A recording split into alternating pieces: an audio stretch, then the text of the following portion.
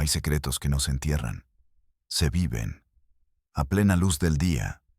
Se pasean por la plaza del pueblo, van a misa los domingos, y todo un pueblo aprende a no verlos, a mirar hacia otro lado, a fingir una demencia colectiva. En San Ignacio, Tamaulipas, el secreto tenía dos cabezas, dos cuerpos, y un solo nombre en la boca de la gente. Un susurro que era a la vez burla y espanto. Los gemelos casados. Yo soy Mateo del Valle, y esto es Realidad Prohibida. La historia de hoy no es sobre un crimen cometido en la oscuridad de la noche. Es sobre un horror cultivado durante 30 años bajo el sol implacable del noreste.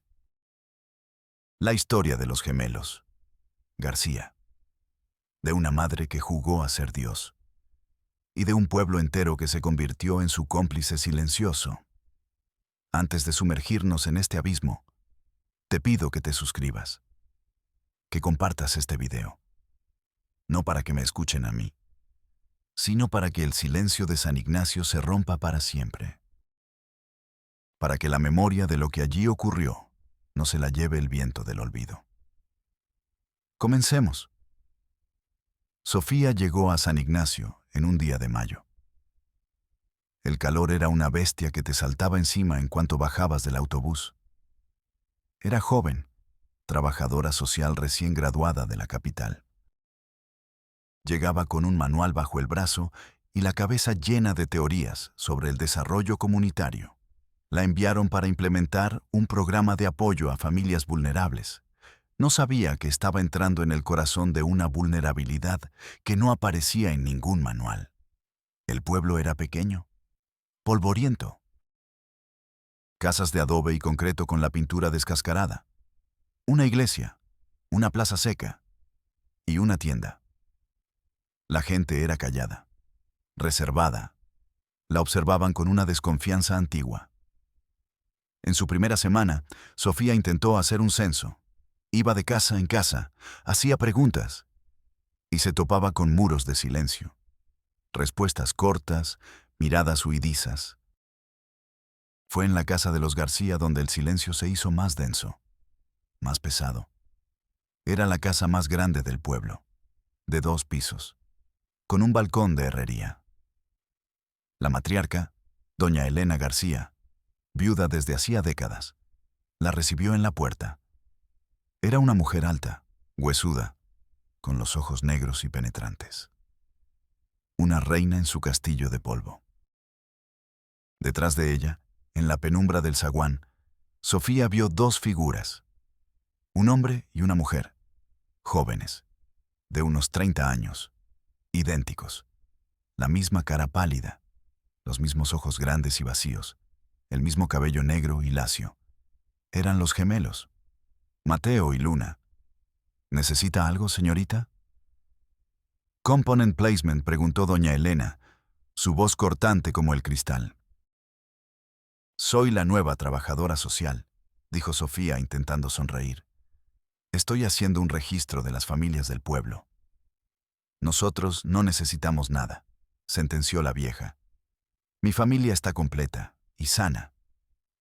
Mateo y Luna no dijeron una palabra, solo la miraban, con la misma expresión, una curiosidad vacía, como la de 2 muñecos de porcelana. No se miraban entre ellos, pero se movían al unísono. Cuando doña Elena dio un paso atrás, ellos dieron un paso atrás. Cuando ella cerró la puerta, las 2 siluetas se desvanecieron juntas en la oscuridad.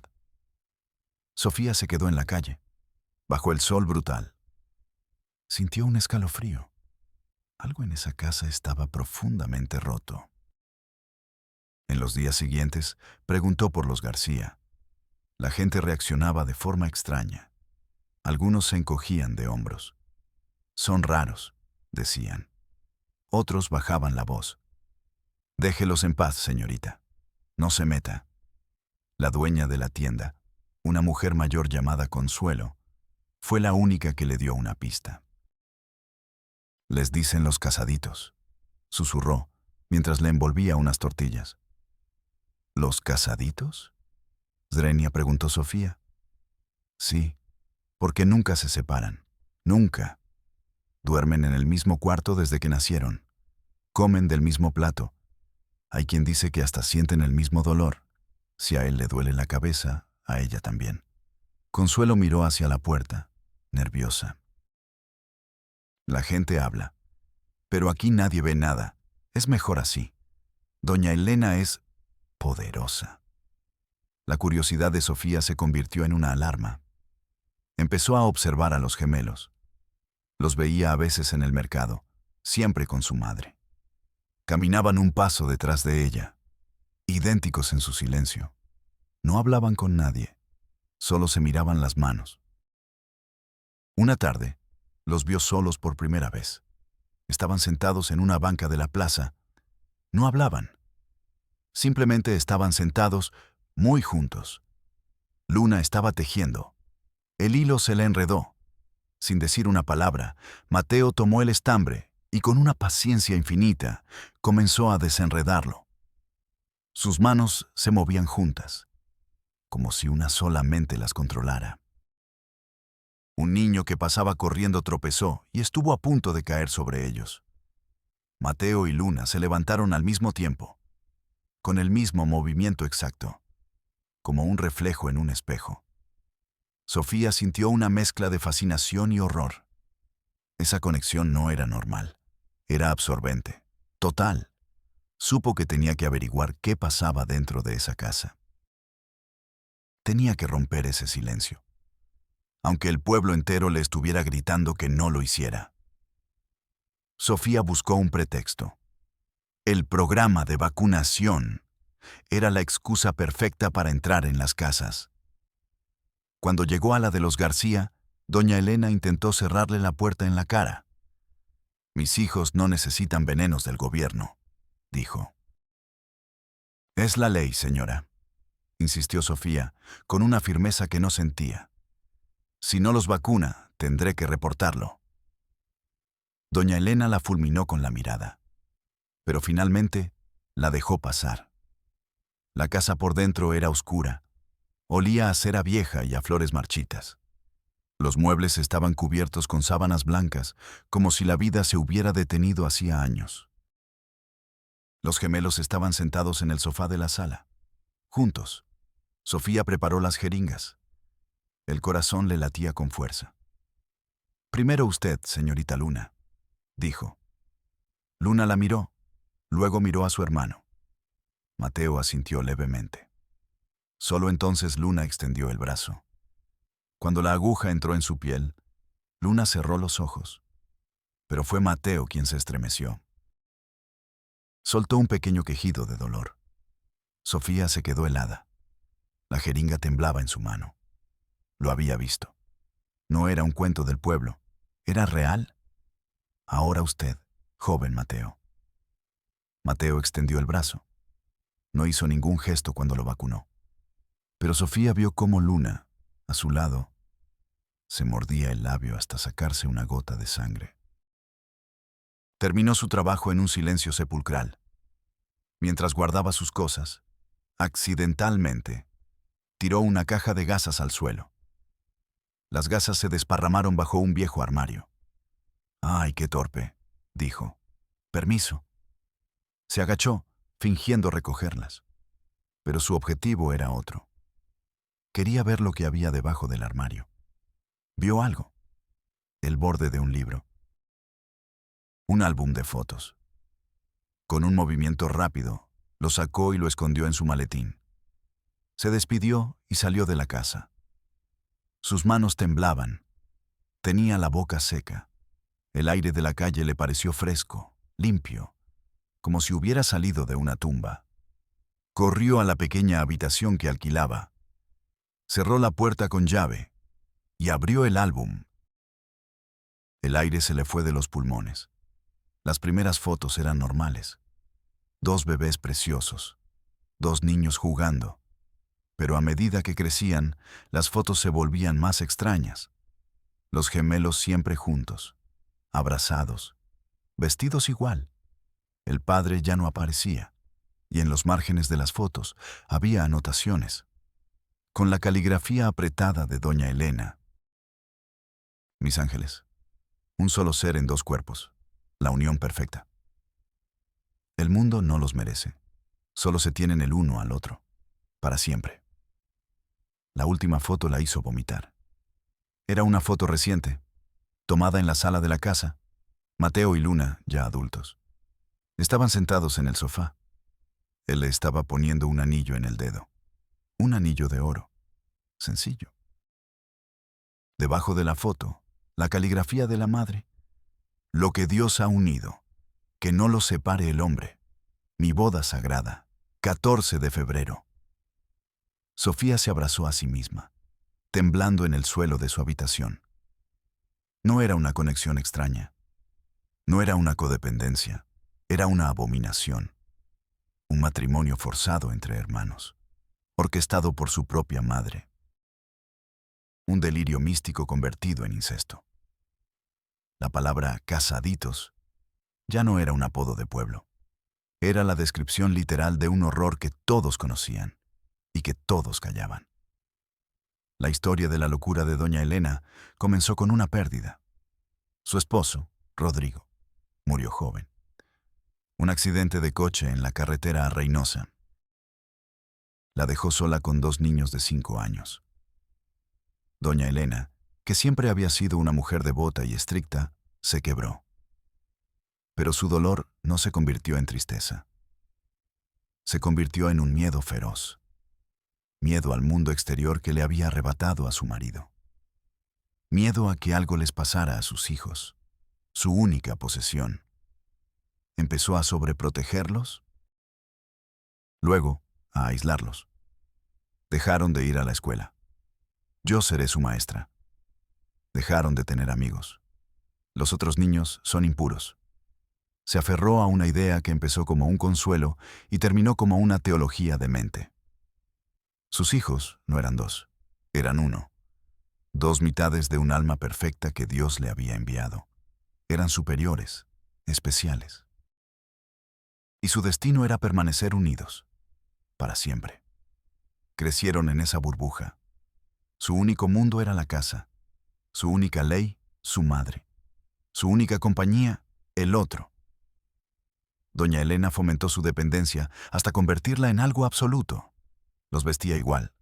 Les hacía comer del mismo plato. Si castigaba a uno, el otro recibía el mismo castigo. Borró las fronteras entre ellos. Les enseñó que el amor que sentían el uno por el otro era el único amor verdadero. El único amor puro. El resto del mundo era pecado y suciedad.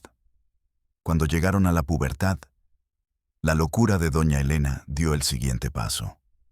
La unión espiritual tenía que ser completa. Total. Los convenció de que su destino era casarse. No ante los hombres, que eran corruptos, sino ante Dios, ante ella. La ceremonia fue en la sala de la casa. Doña Elena ofició. Los declaró marido y mujer. 2 cuerpos, un alma, para siempre. Los gemelos, con la voluntad completamente anulada, aceptaron. No conocían otra realidad. No concebían una vida separados. El incesto no era un tabú. Era la culminación de su propósito en la tierra. El pueblo, por supuesto, se dio cuenta. Los rumores se esparcieron como un virus. Pero nadie hizo nada. Doña Elena era rica. Su esposo le había dejado tierras. Daba trabajo. Prestaba dinero. Nadie quería tenerla de enemiga. Y además, estaba el miedo. Un miedo supersticioso a esa familia extraña. A esa casa que parecía tener su propia ley de gravedad. Así que el pueblo eligió el silencio. Una ceguera voluntaria. Una conspiración de susurros y miradas de reojo. Durante 20 años. Hasta que llegó Sofía. Una forastera que no entendía las reglas del silencio. Una joven ingenua que creía que la verdad importaba. Sofía, con el álbum de fotos en una bolsa y el corazón en un puño, fue a ver al delegado municipal. Un hombre gordo y sudoroso llamado Ramiro, que era primo lejano de doña Elena. La recibió en su pequeña oficina que olía a café y a polvo. Le mostró las fotos. Le explicó lo que había visto, lo que había deducido. El delegado miró las fotos sin inmutarse, como si estuviera viendo el álbum de una primera comunión. Cuando Sofía terminó de hablar, Ramiro se reclinó en su silla, que crujió bajo su peso. «Señorita», dijo, con una calma exasperante, «aprecio su preocupación, de verdad. Pero usted es de fuera. No entiende nuestras costumbres».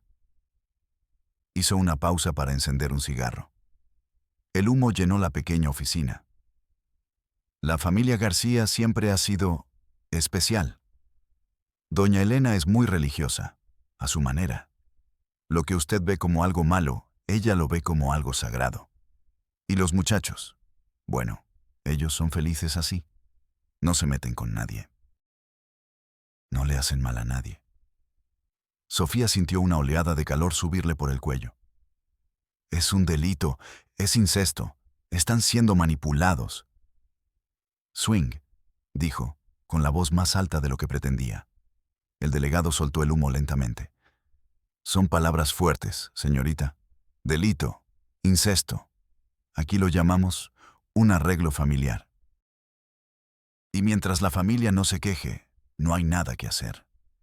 Le aconsejo, por su bien, que se dedique a sus programas de vacunación y deje a los García en paz. Señaló la puerta con la cabeza. La audiencia había terminado. Sofía salió de allí.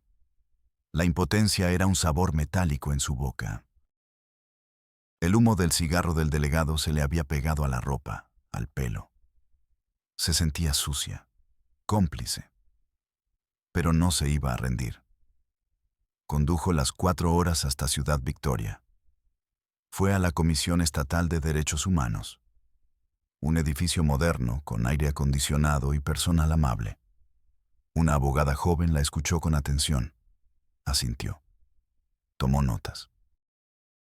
Le dijo que el caso era sumamente preocupante y atípico. Le prometió turnar el expediente con carácter de urgente a la Fiscalía Especializada.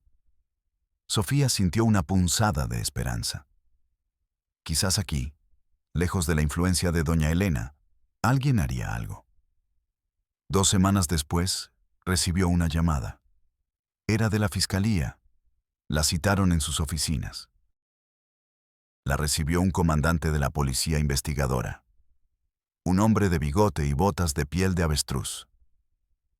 No la hizo pasar a una oficina. La atendió en el pasillo, de pie. «Señorita Sofía», dijo, mirando unos papeles en un portafolio. «Recibimos el reporte de Derechos Humanos sobre la familia García en San Ignacio». «Sí», dijo Sofía esperanzada. «Ya mandamos a un agente a investigar, de manera discreta». «¿Y qué encontraron?» El comandante suspiró, un suspiro de fastidio. «Encontramos un pueblo donde nadie quiere hablar. Una madre que dice que usted la está acosando. Y 2 adultos que, según el informe de mi agente, parecen estar en plenas facultades mentales y que declararon no tener ninguna queja contra su madre». Hizo una pausa, como para que Sofía asimilara el golpe. «Mire, señorita, sin una denuncia de las víctimas, no hay caso. No podemos entrar a una casa y llevarnos a 2 personas de 30 años a la fuerza solo porque a usted no le gusta cómo viven. Pero están manipulados. No conocen otra vida. Es abuso psicológico». «Zrenia», suplicó Sofía. Cuando Carmen regresó a la oficina con las pruebas, un superior le dijo, con la mirada perdida en un monitor: «Señora Mendoza, ahora esto es un caso de personas desaparecidas. Eso le corresponde a otra dependencia. Llene el formato 2B». El comandante guardó sus papeles. El clic del portafolio sonó definitivo. El abuso psicológico es muy difícil de probar. Y francamente, Tenemos secuestros, feminicidios, cosas más urgentes. Su caso queda archivado, por falta de elementos. Si consigue nuevas pruebas, una grabación, una carta, algo, tráigalo. Mientras tanto, le recomiendo que no se acerque más a esa familia. Por su seguridad. El sistema no buscaba justicia. Buscaba ordenar el horror en carpetas, clasificarlo, ponerle una etiqueta. Falta de elementos. Archivarlo hasta que fuera olvidado. El comandante le dio la espalda y se fue, sus botas resonando en el pasillo pulido. Sofía se quedó allí, sola. El frío del aire acondicionado le calaba los huesos. El pasillo largo y vacío parecía un túnel sin fin. Se dio cuenta de que el sistema no era un muro de silencio como el del pueblo. Era algo peor. Era un laberinto de procedimientos diseñado para que nadie llegara a ninguna parte. Un monstruo de papel y sellos que se alimentaba de la esperanza de la gente. Salió del edificio. La luz del sol la cegó. Se sentó en la banqueta y por primera vez desde que había llegado a Tamaulipas, lloró. Lloró por los gemelos. Lloró por ella misma. Por su ingenuidad. Por creer que la justicia era ciega cuando en realidad era cómplice. Sofía regresó a San Ignacio derrotada. Pensó en renunciar, en huir. Pero cada vez que veía la casa de los García, la rabia volvía. No podía dejarlos así. Hizo lo único que le quedaba por hacer. Contactó a un periodista de un medio nacional conocido por su periodismo de investigación. Le envió las fotos del álbum. Le contó la historia, con todos los detalles, incluyendo la indiferencia de las autoridades. El reportaje salió un domingo por la mañana. El titular era una bomba. Los novios de San Ignacio. La familia que convirtió el incesto en religión con la complicidad de un pueblo. El país se cimbró. El escándalo fue mayúsculo. Las redes sociales ardieron. Los teléfonos de la oficina del gobernador no pararon de sonar. De repente, el caso, archivado por falta de elementos, se convirtió en una prioridad nacional. El lunes, al amanecer, San Ignacio fue invadido. Decenas de patrullas de la Guardia Nacional, de la Fiscalía, del DIFE, de Derechos Humanos, cámaras de televisión, reporteros. El pueblo, que había sido un santuario de silencio, se convirtió en un circo mediático. El operativo en la casa de los García fue violento. Derribaron la puerta. Doña Elena los recibió con la Biblia en una mano y una maldición en la otra. Fue arrestada mientras gritaba que eran demonios del infierno. Encontraron a los gemelos en su habitación, abrazados en la cama. Temblaban, pero no lloraban. Solo miraban a los hombres armados con sus ojos vacíos. Cuando intentaron separarlos, reaccionaron por primera vez. Gritaron, un grito inhumano, el grito de un solo animal al que le estuvieran arrancando una parte de su cuerpo. Tuvieron que sedarlos para poder llevárselos. Los sacaron en camillas, cubiertos con sábanas, como si fueran cadáveres. Y en cierto modo, lo eran. La gente del pueblo, entrevistada por los reporteros, fingió demencia. No, yo no sabía nada. Se veían raros, pero uno no se mete. Pobre doña Elena, tan buena mujer. La conspiración de silencio se convirtió en una conspiración de mentiras. La justicia, cuando llega tarde y por las razones equivocadas, se parece mucho a la venganza. Doña Elena murió en la cárcel esperando su juicio. Un infarto. Se negó a comer durante semanas. El final de los gemelos fue la verdadera tragedia. Fueron ingresados en un hospital psiquiátrico. Los pusieron en habitaciones separadas. Para romper el lazo patológico, dijeron los expertos. No funcionó. Separados, dejaron de existir. Mateo dejó de hablar. Se quedaba inmóvil durante horas, mirando la pared. Luna se negaba a comer. Gritaba por las noches, llamando a su hermano. Se consumieron, como dos plantas que han crecido entrelazadas y que al separarlas se secan. Murieron con 6 meses de diferencia. El parte médico dijo, falla orgánica múltiple. La verdad es que murieron de ausencia. Murieron porque les arrancaron la única mitad de su alma que conocían. Sofía dejó su trabajo, dejó Tamaulipas. El sistema la había roto tanto como a los gemelos. Ahora vive en el sur, trabaja en una biblioteca, rodeada de libros, de silencio. Pero es un silencio diferente. Es un silencio que no esconde ningún horror.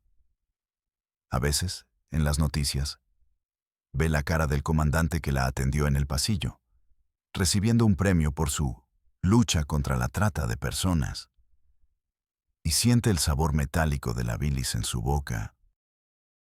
La casa de los García en San Ignacio está abandonada.